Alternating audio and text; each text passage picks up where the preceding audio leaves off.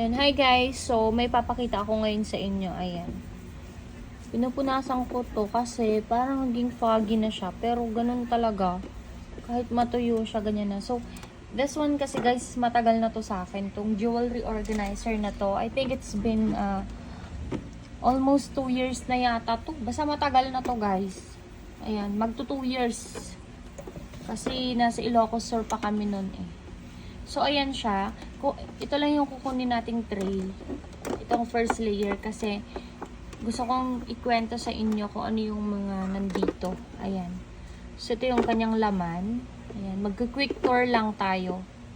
So, all of these are real gold po sila. Ito yung napili kong i-feature sa inyo for today's video. Ayan. Siya nga pala, kung bago lang kayo dito guys, follow nyo ako. My name is Crazy Tess. Meron din ako sa Red App. Ayan, Crazy Tess Vlogs. And then of course dun sa Facebook. Ay, sorry. And then sa Blue App, Crazy Tess. Crazy Tess Vlogs din. So ayan, punta na tayo dito. Ayan, pakita ko lang sa inyo itong mga gustong-gusto ko ngayong mga alahas. Ayan. This one, ayan, recently ko lang to nakuha. Ito siya guys. So this one is 21K na Saudi gold. Ayan, ang ganda no. Napaka-unique niya. Iba talaga yung kintab ng 21K. And then ito naman, ito yung wedding ring namin ng aking husband.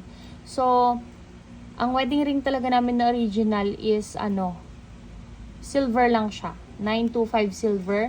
Pero nung medyo nakaluwag-luwag na kami, bumili kami nito. Hanggang sa tumaba na naman kami, mataba na kami ngayon, so hindi na siya kakasya. So dito na lang siya, dahil may sentimental value, dito lang, ayan. So, niisip ko kung ipapatunaw ko para makabili ulit ng iba. And then, meron din ako nito guys. I also have this one.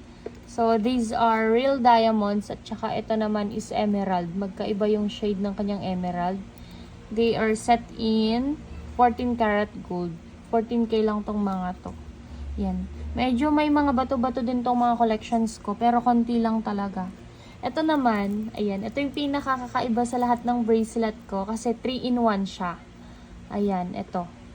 Ayan, 3-in-1 siya guys. Kakaiba siya. This is also 18K na Saudi gold. So, meron siyang curve link chain. Ayan. Tapos, ito naman, paper clip. Tsaka ito yung Japan style. Alam nyo ba na ito tsaka to, ayan, same lang pala silang curve link chain. Itong si Japan style. According dun sa, napanood ko na expert sa jewelry. Kaya nga lang ito, ginawang mas konti yung space niya. And then ito, pwede mo silang tanggalin sa bawat isa. Yan. Pwede mo silang tanggalin dyan. So you can see meron silang kanya-kanyang argola.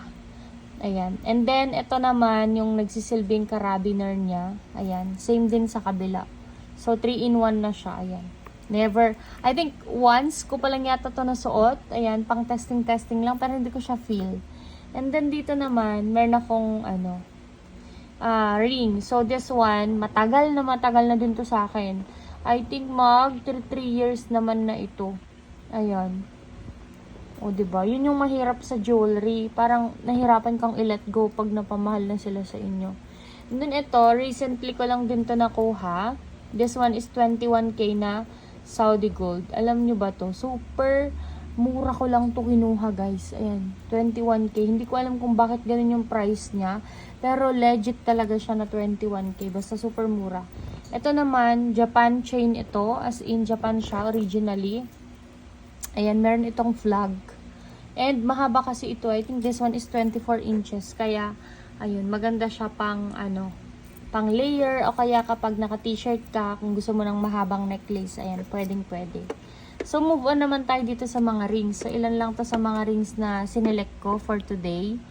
This one, ito, ang tagal-tagal na din nito. May nag-comment nga dito guys sa TikTok. Sabi niya na, ma'am, parang matagal na yung ring mo na yan. Kasi, matagal na po siyang nanonood sa akin sa Red App. So, isa ito sa mga pinaghirapan ko ding bilhin during that time. Kasi hirap pa ng pera noon eh. Ayan, tagal na yan. This one naman is ang aking dome. Ayan, marami na itong pinagdaanan si dome natin. As you can see, may mga scratches na siya. May dents na din siya. Ayan. Oh, eto guys. This one is also 18K na Saudi gold. Ganyan yung kanyang loob. Ayan, ang ganda nito. Favorite ko din to dati. Hanggang ngayon naman, favorite ko pa rin. Pero dahil maraming pagpipilian, syempre suot natin. Ito, binili ko din to. Bago lang to guys, mga 1 year ago lang naman to. Ayan. So ito, hollow lang yung kanyang loob, pero matigas to. Ayan, violet siya na AVZ. Ayan, huwag nyo nang sabihin yung pangalan kasi bawal. Ito yung mga favorite ko talaga. Si croissant, ayan. May baby croissant ako. Tapos meron ding mother croissant. Meron akong baby na dome. Meron din akong mother na dome. Ito yung mga rings naman na to. This one is from Cebuana. Ayan, ganda niya guys. Kasi kakaiba siya. Ayan, kakaiba yung kanyang design. Yung kanyang texture, ayan, meron siyang texture. Pati din to, favorite ko din to, oh. Oh, 'di ba? Para siyang kadena. So, ang ganda kapag pinag-ano mo, oh. 'Di ba? Pagpasensyahan niyo na yung kuko ko kasi wala akong pampagawa ng kuko ngayon. Ayan. Ito kanina yung baby na dome ring. This one naman, guys, ayan, these are real diamonds. Tapos ito, princess cut. Ayan, kaya lang natanggalan to ng isang bato. Ayan, oh. 'Di ba? Nakakaloka. Sayang naman. Ito siya, oh. Ayan, pareho silang diamond. Tapos itong mga to is set siya in ito 18K, ito 14K. Ayan. Tapos ito na tayo sa last part. Ayan. Ito naman yung ating mga earrings. Ito lang yung mga sinelect kong earrings sa ngayon. Ayan. So, ito guys yung ating Bottega. Ay, sorry. Sinabi ko na naman. Ito yung ating, alam nyo na yun, yung pangalan. Teardrop. Ayan. Teardrop na hikaw. Katang-tama lang yung size nito. Binenta ko kasi yung isa, yung malaking malaki. And then, pinalitan ko siya ng ganito. Ayan.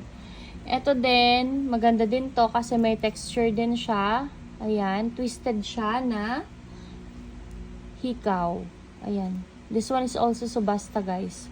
Tagal-tagal na din nito. So, nabigay ko lang to dati, mga 3.6 pa lang, ganun.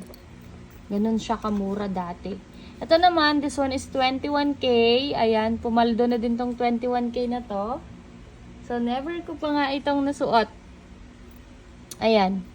Never ko pa tong sinuot kasi, ang problema naman nito, natatanggal siya dyan. Ayan, niisip ko kung ipapascrap ko na lang ito eh. Ayan, pero ang ganda niya. Tapos, hinahayaan ko lang dito kasi, in fairness, kahit natutulog lang yung ginto, kumikita. O, ito naman yung next. Ayan. Percent din ito na hikaw. Ayan siya guys. Oh. So, turno ng mga to. Ayan. Percent na hikaw. Ito, madalas ko tong isuot dati nung buntis ako dun sa bunso. Pero ngayon, wala na. Nandito na lang sila. Ayan, nakakasawa din kasi minsan magsuot-suot. And of course, dapat meron tayong pair ng studs. Ayan, ang ganda nito ang kintab. Ito ay disco ball na hikaw. Ayan. Malit lang to guys, pero solid tong mga to, mabigat siya. Ayan, yan lang. So, ito yung mga sinelect ko dito sa tray na to. Hindi ko pa pala na sa inyo ito. Ito, yung pang everyday use ko ngayon. Ayan, kita nyo naman sa color, 'di ba? So, kailangan na niya malinisan. Actually, lininisan ko na nga to. Kaya lang talagang dull pa rin siya. I think kailangan niya matubog. Ayan. Pero okay lang. Kasi hindi siya masyadong maano sa mata. Hindi masyadong napapansin. Sige, burger na din sa akin. Oo. So, yan. Ito siya, guys. Ayan, i-share nyo naman sa akin yung mga ninyo. Meron na rin ba kayong mga croissant sa collection nyo or dome? Ito talaga yung mga kinagigiliwan ng mga babae last year, di ba, yung dome. Ayan, bye everyone! Mag-follow kayo sa akin na. Thank you so much!